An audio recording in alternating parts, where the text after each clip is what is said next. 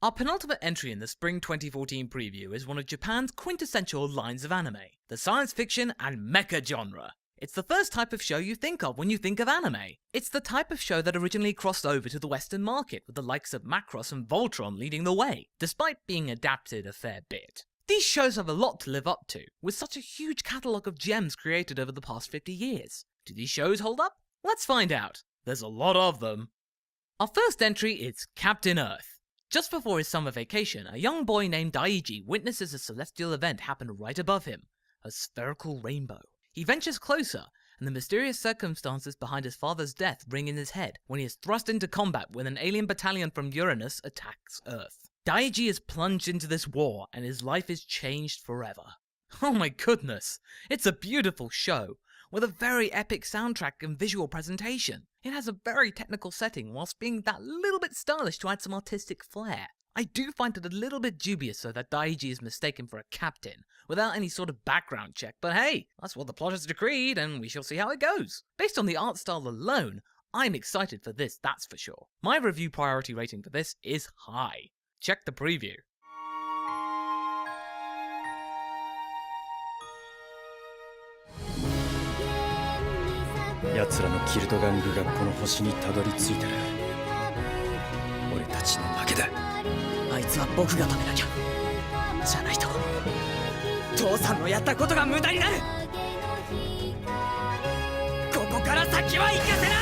Next up, we have Dai Shogun Great Revolution. Dai Shogun is a what-if tale set in the late 1800s where the Meiji Restoration never took place, and as such, Japan remained cut off from the rest of the world. In place of the foreign ships and vessels that would have ventured to Japan, we get ancient giant robots named Onigami. With the Meiji Restoration being removed from history, Japan did not become the ultra-modern nation that we know today, and maintained its shogunate political framework. The Onigami put paid to foreigners infiltrating the land. It's an interesting concept, in theory. What if Japan remained closed off? Quite a lot of its traditional values would have been maintained, and history would have been changed across the world. That idea on its own would have been cool, but we get giant robots thrown in for good measure, and these are old beggars too. Ancient Japanese society loved them robots. I don't have much to go on as of yet, but it seems like a curious idea to follow, at least to begin with.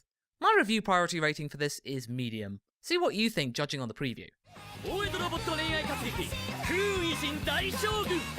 2014年4月9日より東京 MX 10日にて放送開始これが日本の夜明けだぜ Next we have Brunhilde in the Darkness. The author is a boy struggling to cope with the death of his childhood friend, whom he felt responsible for a death which was considered an accident. They both had a promise to prove that aliens exist, and he has dedicated his time to realize their dream by joining the school's astronomy club. Then, he meets a girl named Neko, who is a carbon copy of his friend, who so happens to be on the run from a scientific facility, who just so happens to have magic powers. If you think this anime looks and sounds familiar, that's because it is. Lin Okamoto, the author of this story, is the same author of the classic anime Elfen Lied. There are quite a few elements in the plot which are similar, if not the same as the classic. Powerful experiment on the run, violence, cute girls, innocent male main character without a mean bone in his body. If this were any other author, you would accuse them of copying. But since this is the same author, we can chalk this up to perhaps a new spin on her original concept. In any case, this is certainly a show to watch on its own artistic and narrative merit, especially if you loved Elfen Lied. My priority rating is medium high, since I did watch Elfen Lied and loved it. Check the preview out and see what you think.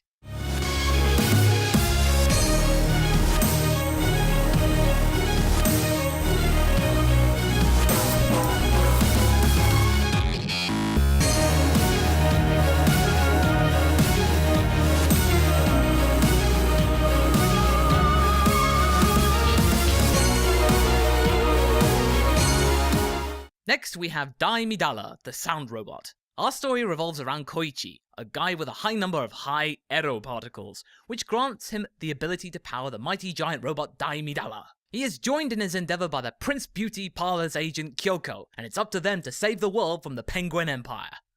Yeah. This is about killer penguins attacking the Earth. Right. You probably guessed from the initial outline that this is a comedy. You can't take seriously a show that chooses to have penguins as the enemy. Not to mention that this has a lot of sexual content, like a lot. Groping, scantily clad women, posing, panties as far as the eye can see, you name it. Push that part to one side for a moment and you can see that this show's visual presentation is a little flaky. The robot Dai Midala looks ugly.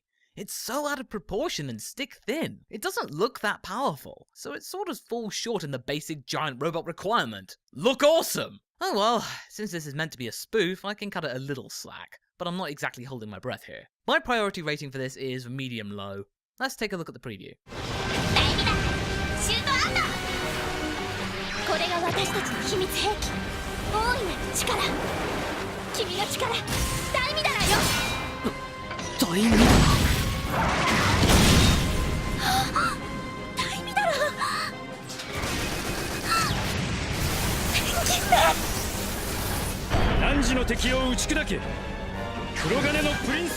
We're now into the second half of our sci-fi mecha look, and we got M3, that black steel. In terms of plot, there's little to go on here, with only a short teaser being released at the time. In terms of plot, there's very little to go on here, with only a short teaser having been released at the time of this recording.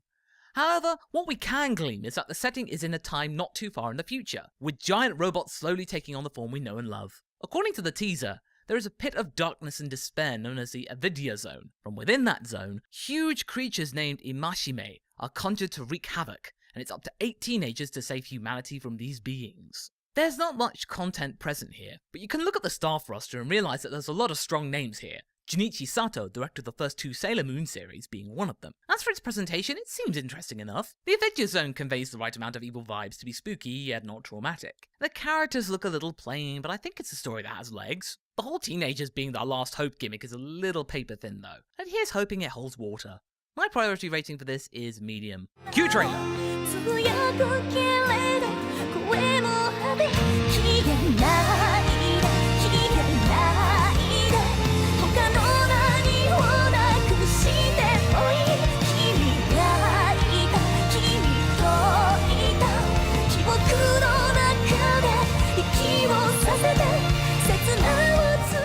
We now have Meikaku City actors. Shintaro is 18 years old and hasn't left his room in 2 years. One day though, a cybernetic girl named Ene causes him to venture outside to get a new keyboard. He then stumbles upon the Blindfold Gang, a group of teenagers out to fight crime. Shintaro eventually joins this group, and this tale is about a band of teens with powers related to the human eye. This show was initially created by Jin, and originally known as Kagero Project, a Vocaloid-based series. In terms of trailers, there's little here other than short character introductions, which are hard to decipher if you're not Japanese. However, what you can glean is that this show is fast-paced, high in action, and contains powers involving vision. It's hip, edgy, and extremely cool. I think it has potential to be good, and I look forward to checking it out properly. My priority rating for this is medium. Let's go for the trailer.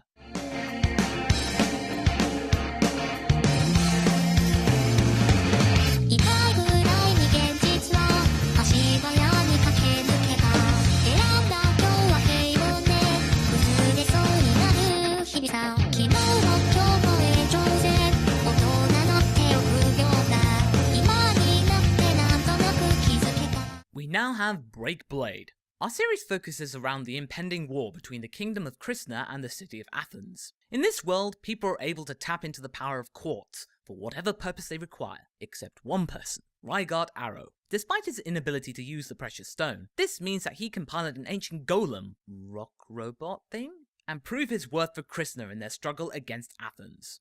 Okay, this show has my attention. Unlike the usual this person has a gift storyline, this show turns that on its head and praises the character for having no skill, and yet still be useful. It's a nice twist to have in the world of Attack on Titan and countless other child missing link series. This show does ape the aforementioned show in terms of walled cities being attacked from huge things, in this case robots, and over-the-top agile battle sequences. The animation in the previews is also a little patchy, but I think it has legs in terms of narrative. Let's see where this goes. My priority rating for this is medium. Let's go to the preview.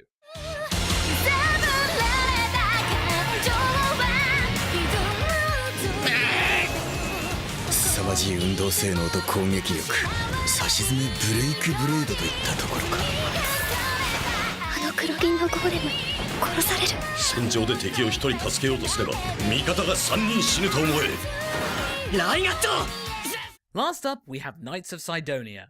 1,000 years after the Earth was surrendered to the mighty alien beings known as Galna, the Earth-made ship known as Cydonia is seemingly the last trace of the human race, which has perfected a range of human enhancement technologies, such as cloning and biological implants akin to Japan's openness to such practices. Our story focuses on Nagate, a boy who has constantly practiced the art of piloting Cydonia's guardian robots, to one day hopefully become a pilot. Shortly after his grandfather's passing, he is discovered by the Guardian Regiment and quickly signed up to help protect humanity from the Galna. One thing that'll leap out at you is that this is anime, but not as you know it. It's 3D, CGI. The characters are CGI models, and the entire production is 3D, instead of using 3D elements with 2D drawings. It adds a whole new feel to proceedings, as well as a more fluid animation, making everything seem a little more real and dynamic. It really ties into the whole fast-paced feel I get from this show. The preview I saw demonstrated the animation skills of Polygon Pictures, and it left me impressed. Very much so. I can't wait to see the whole package. My priority rating for this is medium high. Let's go to the preview.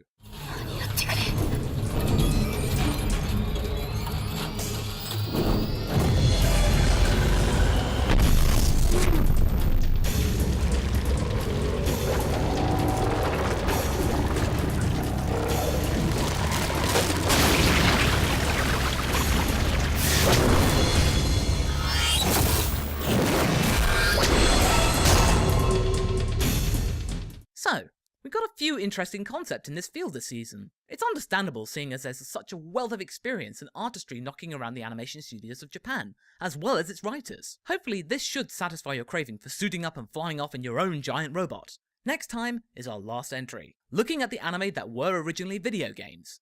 Until then, catch you later.